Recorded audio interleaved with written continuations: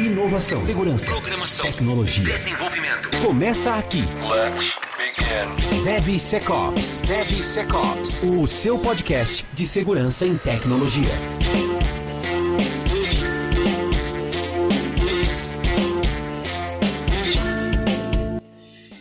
Fala pessoal, tudo bem com vocês? Sejam muito bem-vindos a mais um episódio do DevSecOps Podcast. Eu sou o Cássio Pereira, como você pode ver, para quem está no YouTube, obviamente. Para quem está escutando também, né? Como você pode perceber, eu estou gravando um episódio solo, porque aqueles vagabundos não puderam, quiseram, enfim, gravar hoje com a gente. De qualquer forma, estamos aqui para mais um episódio do DevSecOps Podcast. Pessoal, o negócio é o seguinte, o episódio de hoje a gente vai falar sobre Code Scan, né, ou scan de código, onde, como, quando, por quê, para quê, como nascem, como crescem, como se reproduzem, como morrem os scans de código. Mas antes eu vou falar que o DevSecOps Podcast tem o apoio da Checkmarx e da Nova 8, que são especializadas em segurança de sistemas e código seguro. O link da Nova 8, que é a distribuidora da Checkmarx no Brasil, está abaixo na descrição do episódio, no YouTube e também no devsecopspodcast.com.br, nosso site oficial, tá? Você está buscando soluções em AppSec, né, soluções em Application Security? A Digital Oak tem um portfólio completo para você. Fale com a Digital Oak. E a Gold Security. Eu preciso melhorar minha pronúncia da palavra security, porque não é security, é security. A Gold Security é especializada em Application Security. Quer desenvolver software seguro? Fale com a Gold Security. Eu preciso muito melhorar essa pronúncia da palavra, porque o sotaque de paulista no inglês não funciona muito bem. E, pessoal, lembre também do appsec.jobs, portal aí de vagas exclusivas para o mundo de AppSec. Então, você que está procurando emprego na área de AppSec, obviamente, vai lá no appsec.jobs, e para você que quer anunciar a sua vaga, só não vou dizer que é de graça, mas também não custa um absurdo como é, ou como são os sites de anúncio de vaga por aí. Então dá uma olhadinha lá que você vai gostar, beleza? Pessoal, o negócio é o seguinte, episódio de hoje, Code Scan, onde e como, né? É uma grande dúvida que eu vejo aí ao redor dos clientes, na própria empresa que eu trabalho, entre os times, né? Entre as squads, muito tema de discussão, tema de palestra, quando fazer scan do código, como fazer scan do código, qual é o melhor momento, qual é a melhor estratégia, eu não vou discutir aqui a ferramenta em si, tá? Vou discutir a estratégia de scan de código. Mas qual é a melhor integração, enfim, então tem uma série aí de aspectos que a gente pode tratar acerca desse tema. Eu vou tratar aqui, pelo menos do meu ponto de vista, 4 pilares, tá? 4 pilares que auxiliam ou que nos permitem fazer scan de código, e que eu acho que esses 4 pilares se complementam. Eles não necessariamente precisam ser um ou outro, tá? Eu acho que os 4 se encaixam no mesmo produto, no mesmo cenário, né? No mesmo processo. Não necessariamente você precisa escolher, né, entre um ou outro, como eu acabei de falar, mas também não necessariamente você precisa colocar os 4. Tá? Vai depender muito aí do seu cenário, do seu contexto. Tá? O primeiro deles que eu vou abordar aqui é um dos que eu digo que é mais opcional, é um dos mais opcionais possível, beleza? A gente vai tratar esses 4 pilares aqui de Code Scan. Então vamos lá, pessoal. Eu queria começar primeiro, antes de falar desses 4 pilares, na verdade, eu queria ressaltar aqui que é importantíssimo que a sua ferramenta de código, scan de código, seja flexível o suficiente para permitir, né, todo esse tipo de configuração, todo esse tipo de, literalmente, flexibilidade que a gente vai discutir no episódio de hoje. Eu conheço várias ferramentas de SAST. Várias. Tá? O Checkmarx, patrocinador do nosso podcast aqui, é uma delas. Né? Ferramenta sensacional, ferramenta Enterprise, que dá para você fazer tudo isso. Assim como outras soluções. Tá? Então, diversas delas aí. Pode brincar aí com ferramentas Enterprise mesmo, o próprio Snyk, o próprio Snyk, o próprio SameGraph, enfim, e outras soluções de SAST que eu não vou ficar fazendo propaganda, porque eles não patrocinam o podcast. Mas também não quero só fazer patrocínio, propaganda do Checkmarx em si, porque o meu objetivo aqui é ser neutro nesse contexto, tá? Mas só para vocês entenderem que é importante que o seu SAST, né, vamos falando de scan de código, estamos falando de SAST, tá? Static Application Security Testing. É muito importante que a ferramenta que você escolha, ou que você tenha, seja flexível o suficiente para permitir isso, você faça esse tipo de implementação, tá? Essa que é a grande verdade. Então vamos lá, gente. O primeiro pilar que eu queria trazer para vocês aqui é o pilar da IDE. Vou anotar aqui para não perder minha linha de raciocínio. É o pilar da IDE, tá? O que é a IDE? Né? A IDE é ali onde o desenvolvedor desenvolve, né? Talvez a principal ferramenta de trabalho de um desenvolvedor, né? A IDE, talvez as mais populares, aí Visual Studio Code, Eclipse, IntelliJ, enfim, dentre outras, né? Mas talvez as mais populares aí. Ou grande, glorioso Notepad++. Ou o próprio Notepad. Enfim, vocês entenderam o que é uma IDE. E a IDE, gente, talvez ela seja, como eu disse, né, ela é a principal ferramenta de trabalho do desenvolvedor.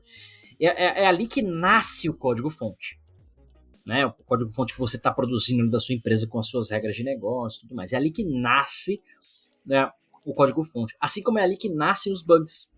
Assim como é ali também que nascem as vulnerabilidades. Então é importantíssimo que esse ambiente de trabalho, vamos chamar assim, que é a IDE, permita, até certo ponto, que a segurança daquele código seja testada, validada, melhorada, enfim, dá para usar diversos adjetivos aqui, ou verbos. E aí, esse é um dos mais opcionais, né? Por isso que eu estou colocando até em primeiro, até tem uma sequência lógica aqui, mas a IDE vem em primeiro, por quê? Porque eu digo que é opcional porque a maioria das ferramentas de segurança, ou grande parte, não necessariamente a maioria, mas grande parte das soluções de SAST, elas oferecem plugins para a IDE. Esses plugins, gente, eles têm diversas funções, das mais variadas possíveis. Como a gente está falando especificamente de code scan, onde e como, né, no sentido de preciso fazer um scan do meu código, como e onde, os plugins da IDE são muito úteis, mas tem que tomar cuidado. Por quê? Muita solução oferece a opção de você disparar um scan, requisitar um scan, fazer o scan, enfim, pela IDE. Então, através de um botãozinho, ele normalmente instala uma extensão, um plugin, aperta um botãozinho, está com o projeto aberto na IDE, aperta um botãozinho e ele dispara o scan. Né? Se o scan é local, se o scan é no servidor, não interessa. Tá? Mas tem um botão que você vai lá, aperta, opa, disparei um scan. Lindo, maravilhoso.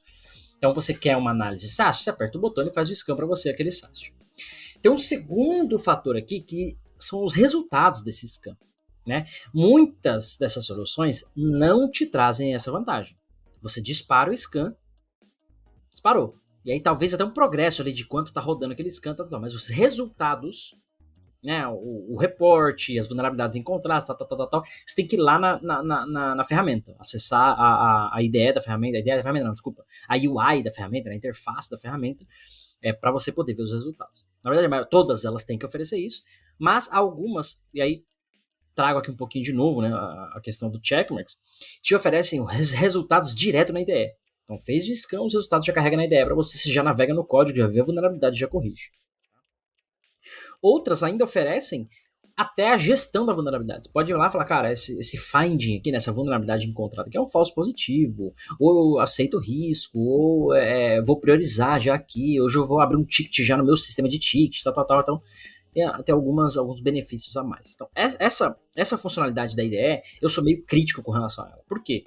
Ela traz muito benefício, desde que permita essas duas possibilidades. Fazer o scan e ver os resultados. Fazer o scan por fazer, não sei se é uma boa funcionalidade, né? Mas ver os resultados sim. Tá? Aliás, eu diria que é até melhor, né? Você fez o scan no CI/CD e quer abrir os resultados na sua IDE, é legal. Mas disparar o scan em si só, ele pode não ser tão benéfico, sei lá. Eu não gosto tanto só dessa parte de disparar o scan, tá? Então, tem essa parte aqui que a gente está falando. Um outro item que ele é adicionado também nessa parte da IDE, e aí ele é polêmico, porque eu, Cássio, quando desenvolvia, não gostava, mas tem o seu valor, são os famosos linters, né, os lints, que são aquelas soluções que você está digitando o código, ele já corrige ali para você, já te dá uma sugestão, uma dica, né? Põe ali um vermelho ali embaixo, pinta ali o código de uma cor diferente, abre um pop-upzinho, tooltipzinho, você tem que clicar ali e ver as sugestões, tal. Tem ferramentas que oferecem uma análise SAST mesmo dentro do lint. Então você está digitando, está rodando uma análise SAST para ver se aquilo é uma vulnerabilidade. Enquanto que tem, por exemplo, lints que são só de qualidade do código. Olha, esse código poderia ser mais performático, esse código poderia ser mais assim, poderia ser mais assado. Tá? Então os lints, gente, por que eles são polêmicos? Porque tem muito desenvolvedor que não gosta. Ele quer digitar, terminar o código dele, depois ele avalia.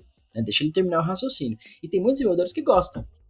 Né? Então você está digitando, o lint já vai ali te ajudando, já resolvendo aquele código. Então é meio polêmico. Eu não gosto. Não estou dizendo que não é bom isso. Aliás, do ponto de vista de segurança, cara, isso é sensacional. Você escreveu a linha de código, ou um método, ou uma classe, enfim, escreveu ali, o lint já está te trazendo uma análise em tempo real daquilo. Cara, isso é sensacional. O que você tem que ver é o ruído que isso traz para o desenvolvedor. Né? Se não acaba não prejudica até a produtividade, esse tipo de coisa. Né? Tem o seu benefício, absurdo, mas isso pode ser um problema. Tá? Então tem que avaliar com calma os lints, eu diria, para validar a ferramenta que você está usando com o seu time de dev. Né? E muito lint aí, ele é gratuito, tem muito lint que é integrado com a ferramenta SAST que você comprou, então precisa avaliar aí o noise, né? O ruído que esse lint traz em compensação com o benefício. Até por mais que seja benéfico, né? Por mais que tenha um benefício muito grande, às vezes o ruído ele incomoda e aí segurança vai acabar perdendo. Então não tenta forçar essa parte da IDE, no sentido de desenvolvedor tem que usar e pronto, acabou, tal. Esse ponto eu acho que é opcional. Esse é o único, tá? O único ponto que eu jogo a favor do time dos devs aí de, cara, a ideia é minha, é o meu jeito de trabalhar aqui, eu uso o lint se eu quiser, é opcional, tal, tá? Então, essa é um dos pilares aqui, né, do CodeScan, onde na IDE, como aí apertando um botão, né? Ou seja, um scan manual, você tem que apertar um botão, você tem que solicitar. Talvez um ou outro plugin aí possa permitir que você configure no sentido de, cara, eu salvei um arquivo, ele triga automático o scan, ou rodei um comando aqui de compilar a minha aplicação, dependendo da linguagem, dispara o scan. Então, tem, né, imaginações aí mais possíveis que você possa pensar para trigar esse scan, né? Para talvez até automatizar ele no sentido de quando esse scan acontece. Beleza? Então, esse é né, o primeiro pilar que eu queria abordar com vocês aqui hoje. Segurança, tecnologia, DevSecOps. O segundo pilar, gente, aí para mim já deixa de ser opcional, né, mas também tem uma certa restrição de acordo com a ferramenta que você está usando. Nem todo SAST oferece isso, nem todo SCM oferece isso, né? SCM, Source Code Management, ou seu famoso repositório, tá? Então tem que tomar um pouco de cuidado, mas praticamente todo mundo está indo para essa linha hoje em dia, que são os famosos actions. Então, todo repositório de código tem uma action. Quando você faz um commit, quando você faz um push, quando você faz um pull request, merge request, enfim, tem várias actions ali que acontecem no repositório remoto, né, normalmente. Até no repositório local também, obviamente. Né? Então, as actions, na minha visão, é uma das formas de você fazer um enforcement de scan. Ou é a primeira delas, né? Porque na IDE, cara, é meio opcional, beleza. Mas a partir do momento que o desenvolvedor tô aqui com o meu código na minha IDE, vou dar um exemplo clássico aqui para vocês. Estou com o meu Visual Studio aberto aqui. Eu era do .NET, né? Então eu tô com o meu Visual Studio aqui aberto. Passei 2 dias aqui, criei uma classe, conectei com o banco, criei uma tela aqui de um CRUD. Beleza, tá. Terminei. Testei, rodei, lindo, maravilhoso. Faço um commit, um push disso, não só do repositório da minha máquina, mas o repositório remoto, né, numa branch X lá. Branch de desenvolvimento, por exemplo. Branch Cássio. Esse momento, né, que eu criei essa branch, fiz esse push para essa branch no repositório remoto, é uma action. Né? Então, esse momento é ideal para fazer um scan, para trigar um scan automático desse push que eu fiz. Né, contando todo esse código, enfim. É JavaScript, tem front-end, é back-end, não importa. Mas vai fazer um scan disso tudo. Tá? Nesses 2 dias de trabalho, 1 dia de trabalho, 1 hora de trabalho, não importa, tá? Mas o action aconteceu, o scan é automaticamente iniciado. Normalmente quem faz isso, as ferramentas de SAST, elas se integram ao seu SCM, né? Vou usar o exemplo aqui do GitHub, que é um dos mais populares, né? Então ela integra no seu GitHub, normalmente você tem um token, tem ali uma permissão, ela fez ali a integração muito simples. Assim que acontece, aí a ferramenta fica escutando, tem um webhook e tal, elas ficam se conversando ali. A partir do momento que acontece um action, o GitHub informa para essa ferramenta que ele tem uma integração, fala, olha, tem um pull request aqui nessa branch. Aí essa ferramenta vai olhar, opa, pull request tem uma configuração que para cada pull request, ou para cada push, nesse exemplo aqui, eu preciso fazer um scan. Então ele vai pegar esse código e vai fazer um scan. Simples assim. Nesse exemplo que eu comecei, que eu falei do push especificamente, então eu já estou dando um push no meu repositório, na minha branch. Mas normalmente o fluxo de trabalho, dependendo da branch, né, branch dev, branch local, você consegue fazer isso. Mas normalmente o que acontece? O desenvolvedor terminou isso, terminei aqui, fiz o meu push na branch Cássio. E agora o que eu vou fazer? Eu preciso jogar isso para main, ou para branch developer, ou para branch QA, uma branch de integração, ou uma branch intermediária, depende aí de N fatores, mas é mais ou menos como a galera usa aí, tá? Se você usa Git Flow, se você usa Flow nenhum, não importa, mas normalmente é isso. Você tem uma feature branch, uma branch intermediária e a branch master, main, enfim. Então, para você jogar o seu código para essa branch intermediária, vamos chamar assim, ou branch de integração, você não consegue fazer um push direto, você tem que abrir um pull request. Um pull request para que alguém aprove isso para essa branch de integração. Beleza? É mais ou menos como funciona no dia a dia. Esse pull request é uma outra action, porque agora você vai jogar o seu código para uma outra branch, para um outro lugar onde tem outras pessoas trabalhando, onde o código está mais estável, aquela coisa toda. Essa action também triga um scan. Né? E normalmente você abre aí, tem várias formas de trabalhar, né? Mas sei lá, um pull request por dia, 10 por dia, depende do projeto, depende do trabalho, depende do dev, depende de N fatores, tá? Então para cada pull request também é adicionado um scan. As ferramentas de SAST, a maioria delas, já integra, já olha o seu pull request, já faz um scan muito rápido, porque é um pull request, né? Não o source code inteiro, né? Ele vai analisar só aquilo, e aí entra aquela questão do scan incremental, scan full, que a gente já conversou várias vezes.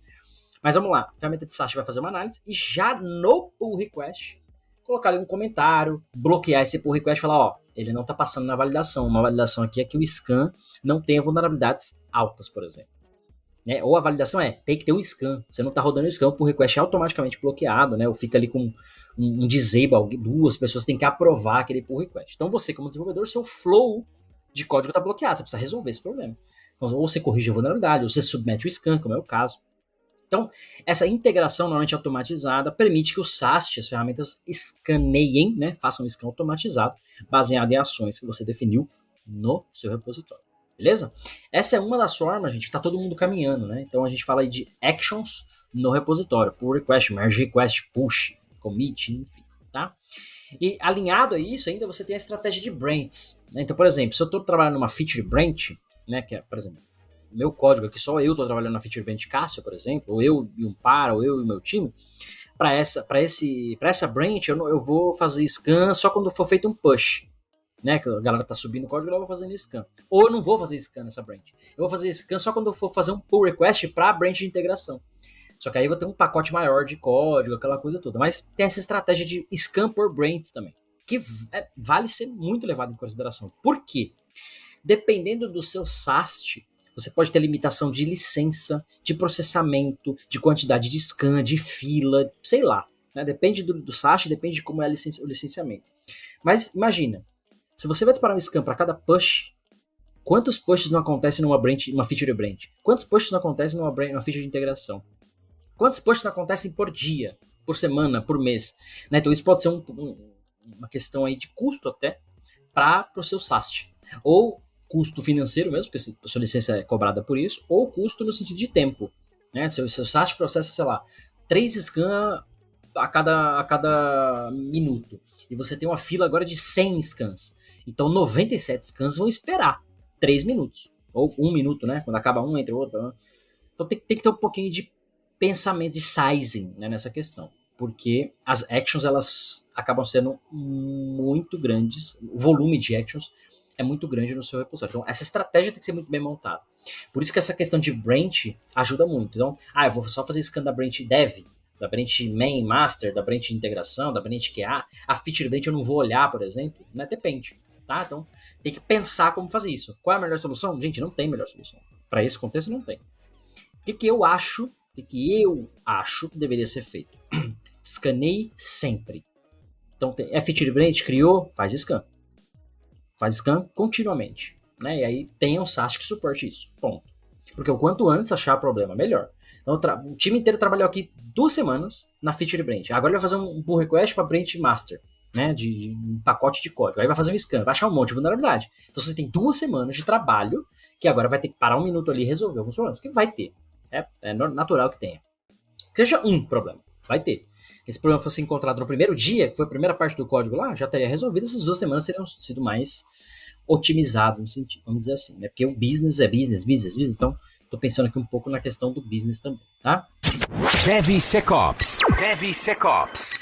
Um outro aspecto, um outro pilar, né? A gente já falou de IDE, falamos de actions, né? Dentro de IDE, lint e scan, dentro de actions por branch também, e cada action também. Tem um terceiro pilar aqui, gente, que é agendamento. Né? Agendamento. O que isso quer dizer? O seu scan, e aí, essa questão do agendamento também, o que eu acho, né? Ela é crucial. Por quê? Dependendo de como é os seus actions, por exemplo, você faz scan a cada action. Fez push, fez merge request, tá acontecendo scan a todo momento. Então, seu código está sendo analisado a todo momento. Mas partes dele, isoladas, tá?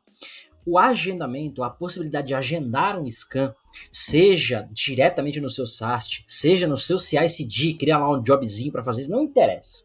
Tá? Mas criar um agendamento para garantir que o seu repositório inteiro, sei lá, você vai olhar a branch X inteira, o código inteiro que está lá, toda vez à noite. É um scan que vai demorar 1 hora, 2 horas, 30 minutos, 5 horas, não sei, depende, tá? Mas isso é legal, por quê? Porque você garante que o seu code base inteiro, uma branch inteira está sendo escaneado. Normalmente a gente faz isso com a branch de integração ou com a branch master, que é o código de produção, entre aspas, tá?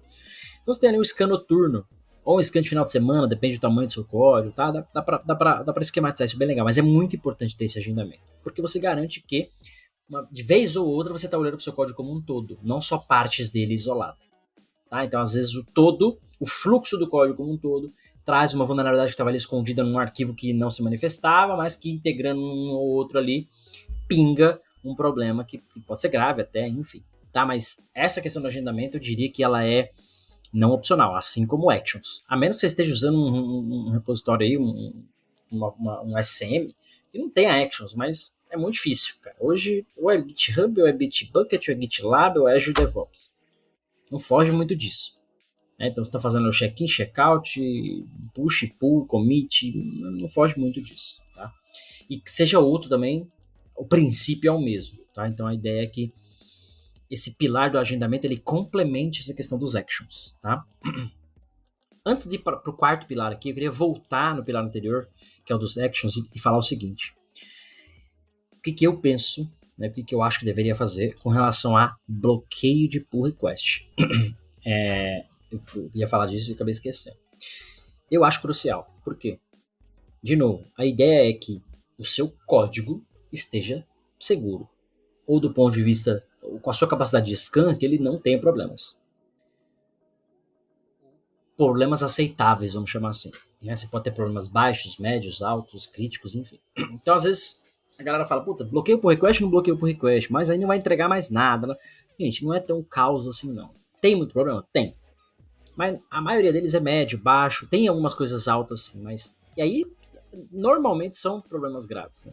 Então, quando você faz um pull request, dispara um scan, esse pull request está ali processando, o scan traz o resultado e tem um problema grave e 50 problemas médios, por exemplo, você vai bloquear o pull request porque tem um problema grave, não porque tem 51 problemas.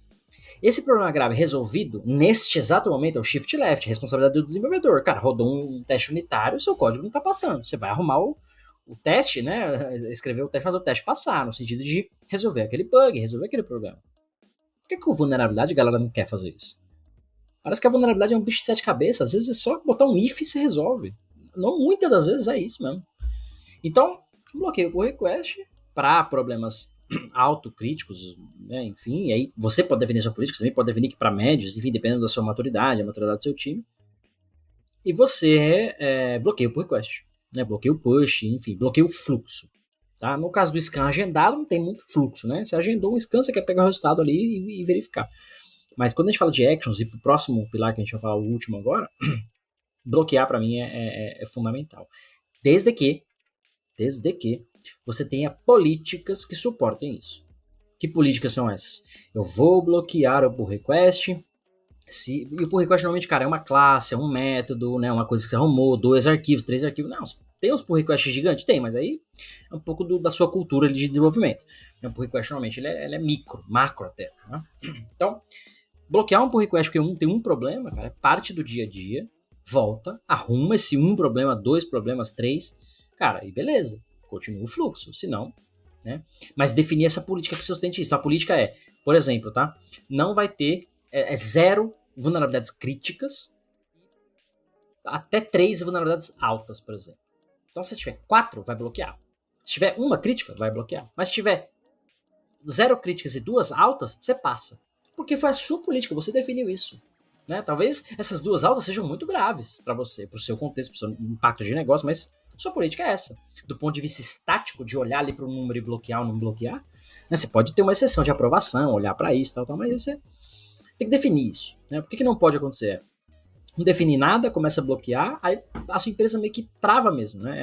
É complicado. E até a comunicação envolvida nisso. Né? De falar com os desenvolvedores, falar com as squads, com os teams e assim por diante. Tá? Então, isso tem que levar muito em consideração, gente. Segurança. Tecnologia. DevSecOps. O quarto pilar, né? Quarto e último pilar, pra gente caminhar para o final desse episódio, que não é um episódio muito extenso, não, é o CI/CD, né, o Continuous Integration e o Continuous Delivery, né, que muita gente fala, aliás, é onde muita gente centraliza os seus scans. De certa forma, não tá errado, né, o CI/CD, na minha visão, ele é usado demasiadamente errado. Muita gente usa assim, o cara tá desenvolvendo aquele local, terminei meu código, fiz um push, roda um job do CI/CD, um job que vai fazer um deploy em desenvolvimento, mas que às vezes eu nem vou usar daqui 2 semanas, mas tô consumindo um recurso, tô rodando uma pipeline, porque virou moda, né, rodar pipeline. Mano, calma. Como eu falei, você fez um pull request, o código nem tá compilando. É um pedaço do código que vai juntar com outro time, com outro pedaço, tal. Esse pedaço já tá sendo analisado. Se for esperar o CI/CD rodar para fazer essa análise, já foi 2 dias, 2 semanas, depende do seu fluxo, o tempo tá passando. Então, veja, quando, né, onde, como aqui dos scans que a gente está falando agora, é exatamente isso. Quando antes no meu processo eu posso pegar esses problemas? A IDE, onde o código nasce, é o primeiro deles. A action é o segundo. A action está sempre acontecendo. Eu terminei o meu código no fim do dia, eu dou um commit, eu faço pelo menos um commit, né, local, no meu local. Não vou fazer um remote, talvez, mas no meu local. Se eu estou numa feature branch, talvez. Então, diariamente esse scan vai acontecer para aquele pedaço de código que foi produzido, já analisado, se tiver problema, já resolvido. Não vai nem para backlog, não vira nem ticket. Ele já está aqui com o desenvolvedor, eu estou no meu time tático, vamos dizer assim. Né? Não entra num nível estratégico, vai gerar um backlog. Não, nem precisa disso, cara. Eu resolvo isso agora. Percebe? Aí você vem para esse quarto pilar. Quando a gente fala de Continuous Integration e Continuous Delivery, né, eu estou partindo do princípio que eu vou executar isso quando eu quero entregar o meu software. Seja para mim mesmo, no sentido de vou disponibilizar num ambiente de desenvolvimento, num ambiente de QA, pré-produção, homologação, até o ambiente produtivo. Então, vou rodar em uma pipeline que vai juntar minhas dependências, pegar a branch ali, o código de todo mundo, vai rodar testes unitários, vai rodar um teste ali automatizado de UI, por exemplo, de interface, teste de carga, vai fazer um monte de coisa e rodar um teste de segurança. Esse teste de segurança aqui, ele é um double check. Por quê? Lá nos meus pull requests, nos meus pushes lá atrás, já estava sendo escaneado. E para alguns desenvolvedores que gostam do lint, já codificou melhor. E para quem gosta de usar o scan IDE, já acharam problemas antes. Mas agora no meu Continuous Delivery, Continuous Integration, onde eu estou disponibilizando esse software funcional num ambiente X, eu preciso garantir que vai estar funcionando. Ou vai estar seguro. E aí, o conteúdo disso tudo, eu vou fazer um scan. É um scan maior, né, que está juntando várias partes, talvez demore um pouco mais de tempo, mas é um scan crítico. Por quê? Eu estou agora entregando meu software, né, Continuous Delivery, eu estou entregando para alguém, mesmo que esse alguém seja interno. Né? Então, antes de entregar, eu quero garantir que foi escaneado. Vai que alguém bypassou um pull request, vai que alguém aprovou sem eu ver a vulnerabilidade. A minha política corporativa define que eu não vou entregar um software em ambiente teste, homologação, QA, chama o nome que você quiser, tá? Pré-produção, enfim, homologação. Eu só vou entregar se não tiver, por exemplo, nenhuma vulnerabilidade alta. E aí eu posso ter uma política um pouco mais agressiva, né? Ou a mesma política que definiu anterior, tal. O ponto aqui é, você vai ter essa validação, tá? Então, tem que levar em consideração isso também. E aí, Aí sim, você bloqueia a sua pipeline, né? Não vai subir, não vai subir ninguém, aquela coisa toda. Né? Quebra o build, que o pessoal fala, enfim. Dependendo do ambiente, aí entra uma outra estratégia. Então, por exemplo, você está rodando uma pipeline para disponibilizar um software para os seus usuários testarem. O usuário local, né? Interno na empresa. Pô, então tudo bem se tiver vulnerabilidade. Porque eles não vão explorar essa vulnerabilidade. A vulnerabilidade ela é mais risco em produção. Então o que, é que você faz? Você não quebra o build. Você disponibiliza o software, o time vai continuar testando, vai fazer o trabalho deles. Mas o scan vai acontecer. Os resultados desse scan vão para um issues, para um gira da vida, ou para um GitHub issue, sei lá. Esses sim vão entrar num backlog. Backlog que pode ser a sprint atual, que se você já quer entregar em produção e não quer entregar com vulnerabilidade, isso tem que ser corrigido. Obviamente, depende ali da criticidade, prioridade, aquela coisa toda. Mas aí sim vira um backlog. É um scan mais estratégico, né? Não é um scan tático. Igual é o scan da IDE, igual é o scan no Actions, percebe, gente? Então, essa visão na cabeça de vocês tem que estar muito clara. O que é um scan estratégico, o que é um scan tático. Scan estratégico, CSD para frente. Scan tático, Actions e IDE. Tem que ter isso na mente. Não fuja disso. Tá? Porque o CSD, de novo, está partindo do princípio que eu estou entregando, disponibilizando meu software para alguém, Continuous Integration para fazer tudo o que precisa, Continuous Delivery, para garantir que está tudo automatizado num lugar só. Né? Senão, você vai correr risco de entregar software com vulnerabilidade. Tá? E aí sim, a sua pipeline de produção, por exemplo, você está entregando automatizado. Cara, rodei a pipeline aqui, vai passar por todos os testes automatizados e disponibilizar em produção já. Essa sim você tem que quebrar o build, espera o scan, é uma pipeline que demora mais, lindo, maravilhoso, mas ela quebra. Cara, tem uma vulnerabilidade alta, crítica, quebrou. Se assim você definiu. Você pode definir que, cara, não vou quebrar nada. Eu vou achar os problemas que tiverem, vai virar um backlog que eu vou priorizar e corrigir. Mas eu vou entregar em produção, beleza. Mas esse scan tem que acontecer. Por quê? Você disponibilizou em homologação, pessoal, seu usuário testou, tudo lindo e maravilhoso. Agora você vai compilar o código de novo, rodar na pipeline lá de produção. Ela tem que garantir, cara, ó, essa pipeline, até para tracking, né, até para rastreio, auditoria, cara, ó, foi rodada esse passo a passo aqui, com esse scan, o resultado foi esse, meu software foi para produção. Legal, o resultado é esse aqui, qual é o resultado? Putz, tem uma vulnerabilidade média, pô, legal, ela foi encontrada até antes no seu processo, ou só agora, alguma coisa passou, alguma coisa falhou, não importa, mas você fez aquele check, você fez aquele scan. Então esse é o quarto pilar que eu queria trazer para a gente mais ou menos encerrar aqui a nossa discussão. DevSecOps. DevSecOps. Para ajudar meu mouse, tá acabando a pilha aqui, eu preciso arrumar outra pilha aqui. Bom, pessoal, era isso o episódio de hoje, né? Code scan onde como é um negócio simples até, né? Se parar para pensar, scan de código é um negócio simples de fazer, né? Veja, aqui eu não abordei questões como performance do scan, regras do scan, mano, não. Só faz scan, começa a fazer o scan. Né?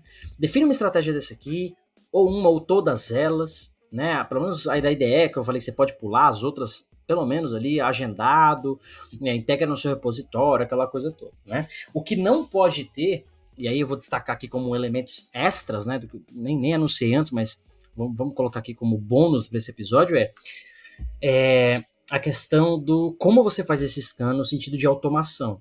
Quando a gente está falando de CI/CD, é óbvio, né, que está automatizado, tal. Mas, e veja, eu falei, se você está rodando uma pipeline de pré-produção, de desenvolvimento, tal, o scan assíncrono ele é até válido. Dispara o scan, sua pipeline builda, compila, segue a vida dela, os resultados do scan jogam para um issues da vida que você vai trabalhar neles. Né? Produção não, é síncrono. Então você vai rodar o scan, vai esperar o resultado e quebrar a pipeline. Né? Pelo menos é como eu enxergo. Né? A menos depende do negócio também, lógico, né? Mas eu falo do ponto de vista mais segurança, é mais ou menos como seria um standard, tá? Então, branches ou pipelines, né, de ambientes internos, você faz assíncrono e libera, pipelines produtivos você bloqueia. É mais ou menos o que eu enxergo.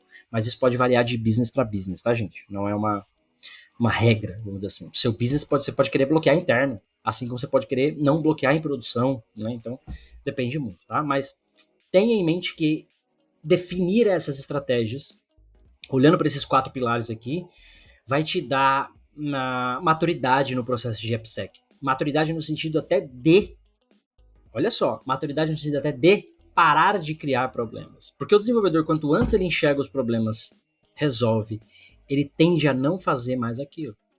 Então, se ele espera uma pipeline que rodou lá não sei onde, ele trabalhou um mês, a pipeline rodou lá não sei aonde, de um time não sei de quem, aí chega alguém não sei da onde, com o nome não sei do que, manda e-mail pra ele com um reporte do SAST com X vulnerabilidades lá. X mesmo, tá? 1 a 1000, sei lá. Aí ele, puta, cara, 2 meses de trampa, esse código aqui tá lá atrás, nem lembro mais, aquele raciocínio já foi. Isso quebra um pouco do flow do desenvolvedor. Aí ele tem que voltar, arrumar aquilo, aí testa de novo, aí não resolveu e volta, fica naquela punhetação e não resolve. Agora, o cara fez o pull request, o negócio já bloqueou, cara, ele já vai, na hora ele vai resolver aquilo, já vai pesquisar, vai trocar ideia e vai resolver. Porque é um problema. E tá fresco na cabeça dele. Olha isso. Aquele raciocínio, aquela classe, aquele método tá fresco na cabeça dele. Então, facilita muito mais, até nessa adesão do AppSec como um todo. Né? Tanto do ponto de vista de correção, porque a ideia quando a gente fala de SAST de uma maneira geral, é igual ir no médico, né? Você tá indo no médico fazendo exame e tal, aí, pô, tem o resultado ali com alguns problemas, tem que resolver eles. Né? Trabalhar não só nos sintomas, às vezes, mas também na causa raiz, né? Para que você não tenha ali um problema mais grave. O SAST é a mesma coisa. Então, se você vai no médico uma vez por ano, a tendência de você ficar com um problema mais tempo é maior e virar algo mais grave. Se você vai no médico toda semana, né? Ou tá pelo menos fazendo o que o médico falou de boas práticas, né? Se alimenta bem, come bem. Aqui é a mesma coisa. O desenvolvedor, putz, cara, eles querem injection, que eu nunca tinha visto isso. Ah, putz, é assim que acontece, é assim que resolve. Putz, cara, tem uma outra parte do código que eu sei que tá assim, deixa eu já resolver antes de subir, deixa eu já verificar. Ou para a próxima vez que ele for fazer um método similar, ele não vai aplicar o mesmo erro. É quase que natural. Talvez 1 ou 2 vezes ele se repita, talvez até 3 vezes se repita, mas não tende. Porque ele aprendeu aquilo, né? Ele absorveu aquilo. Então isso acaba sendo natural, gente. O problema é não introduzir code scan, né? Não ter um code scan, uma estratégia de code scan, né? E aí tem várias formas de você fazer isso. Vou até dar uma dica extra aqui também, mais um bônus aí, ó. Documenta isso. Documenta, cara. Tem várias formas de você fazer isso. Mete uma wiki simples lá no seu repositório e fala, pessoal, o code scan acontece assim, assim, assado. Tem policy automática no repositório. Você não consegue fazer um pull request sem ter o scan automatizado. Lindo e maravilhoso. Ou, se você criou um repositório novo, você tem que habilitar. Ou o repositório novo é criado, já habilita automático. Enfim, documenta como é feito. E automatize o máximo possível. Nesse contexto aqui, o máximo possível. E não é difícil, gente. Não é difícil. As ferramentas SaaS de mercado hoje, todas fazem isso. Todas. Umas fazem absurdamente, lindamente, maravilhosamente. Outras fazem meiamente. Então tem que tomar cuidado. Mas todas fazem isso. Integra com o repositório e faz scan. Isso é básico.